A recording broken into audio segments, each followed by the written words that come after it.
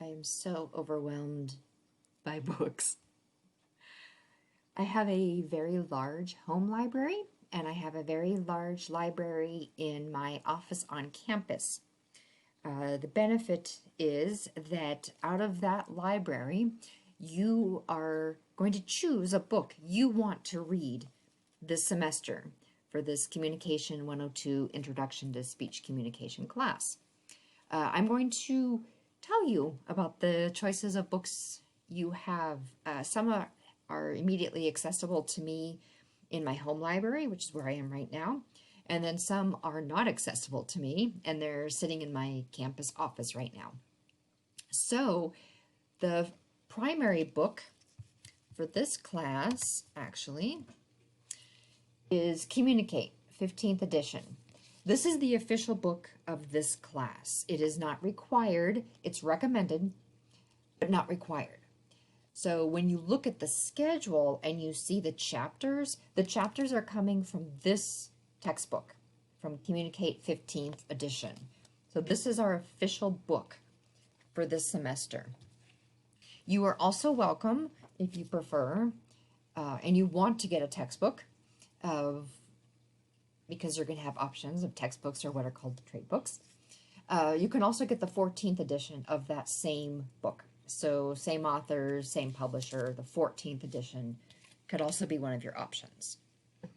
One of the books that I have, also a textbook, is Communication in Society. It looks like this that you're seeing on the slide, this photograph. So Communication in Society, another textbook, you can choose that one. So on the list, like I kind of mentioned, are books that are called trade books. So trade books are the kind of books that are designed for consumers. So they're the books that you would buy at Barnes & Noble, bookstores. They're not designed for, they're not textbooks. Right? So this is one of them. It's called Pre-suasion. So it looks at persuasion, what makes somebody a more exceptional persuader than somebody else. And persuasion is one of those topics we're covering in this class. So you can opt to get that book.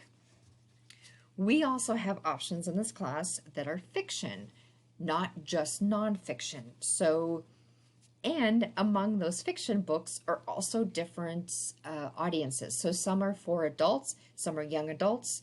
So, you know, that's your, oh, why can't I think of it? Mockingjay, you know what I'm talking about. Twilight series, stuff like that. So those are young adult. So young adult fiction is also this book, which is called The Revolution of Birdie Randolph. Now, in publishing, I mentioned something about trade books. There's also something called advanced review copies, which are before the book has actually been published. You get a copy of the book, and sometimes it even has things that need to be edited. It has spaces where the publisher still has to insert various images, graphic design, whatever it is. So this is actually an advanced review copy of The Revolution of Birdie Randolph. So this is kind of one of those coming of age stories. So it's about a teenager who thinks their life is one way. Surprise, their identity is greatly challenged by surprises in their family. So we talk about identity and culture in this class. So one of the other books, not nonfiction, not fiction, it's nonfiction, is White Fragility. Hit all the bestseller lists over the past 10 months. So this is an option for you as well. I need like more space in here. I just have so many books. Another book is a textbook, and it's Communication in Everyday Life. Looks like this. This is edition 3. By the same author, kind of the same book, but it has less of a public speaking focus. This is Communication in Everyday Life, 4th edition. Looks like this image that you're seeing on your slide on the screen. So another book that hit the bestseller list over the past 10 months or so is Kendi's How to Be an Anti-Racist. Saw Kendi speak. I saw Kendi speak, I want to say August, something like that.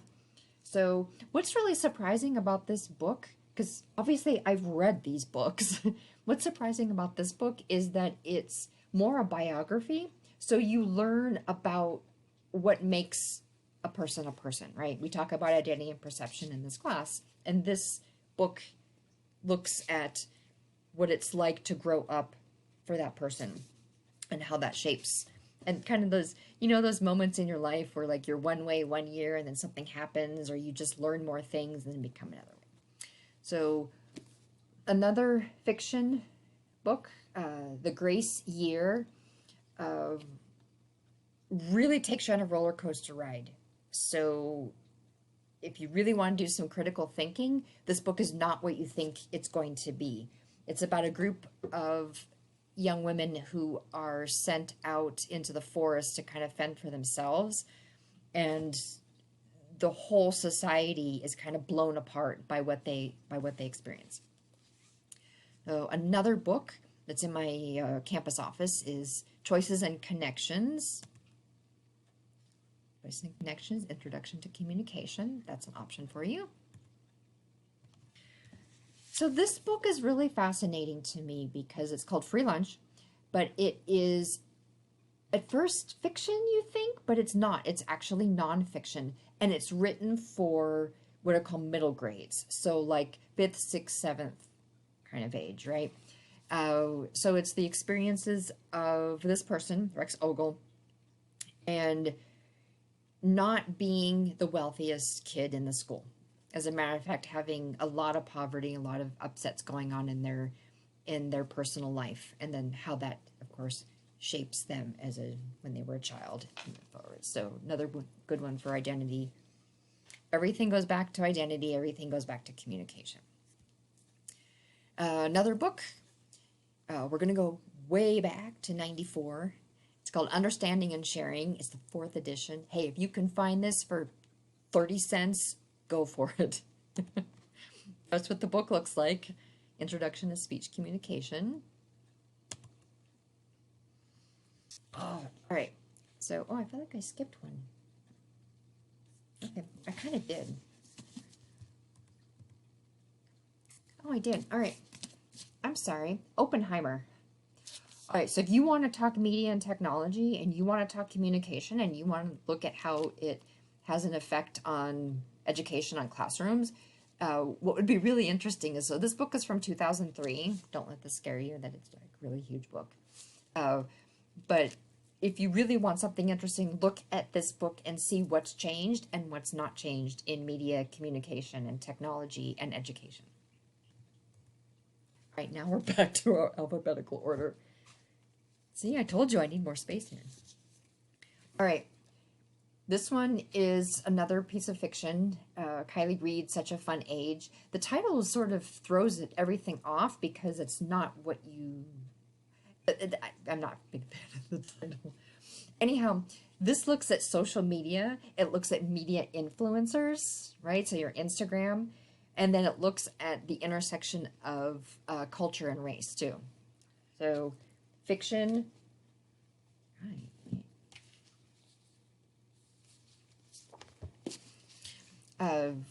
This book was a book that was presented at the Tucson Festival of Books. This looks at how the experience of online bullying, doxing, how those particular platforms lend themselves to shaming people, to bullying, etc. So this is nonfiction. Shame Nation, it is called. So this one's really kind of cool because this is actually a local author. I'm pointing like they're right here, but this is a local author. So this is in Tucson. So Matthew Schwartz wrote Confessions of an Investigative Reporter. So what's interesting about this, you don't have to be like into news or into reporting or into television or journalism or writing or whatever, right? But it looks at conflict. So it looks at those experiences of having to confront businesses and other organizations and people when you find out that something's not what other people think it is. Whew. All right, so another book, speaking of media, is understanding media culture and technology. So almost impossible to ignore, right? So this book is in my office on campus, and this is a photo of it. So every time I bring Do What You Are into the physical classroom, people just are like, ooh.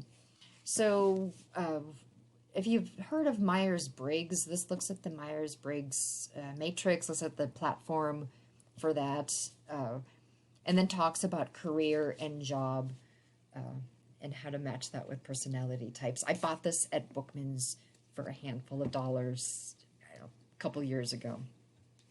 So another piece of fiction, we are almost at the end of the list. Wow. Another piece of fiction is called Frankly in Love. So it is an examination, again, fiction. It's an examination of a teenager shifting into the college life and then kind of leaving family behind and leaving culture behind, and also having that kind of the way we fight sometimes with the way we were raised and then the way we want to be and how those things intersect. And then, of course, this is young adult, so it's got a little romance in it. But, yeah. And then last but not least, this is a really challenging book to read. It's called My Life as an Ice Cream Sandwich. It's fiction, but it's actually for younger kids. So I would say middle grades, right? So I would even say fourth. The character goes back and forth where it's kind of fantasy in their head and then there's some reality. But what's really cool is that it takes place in New York City, and it takes place during the time of really when like R&B and hip hop were having this revolution. So like mid 80s. So, but this, break dancing, that kind of thing. So if you want to check out this book, you can. Yeah, all right. So good job hanging through all of that, sticking around for all of those. Choose one. These are also listed on the syllabus, so you can see them there.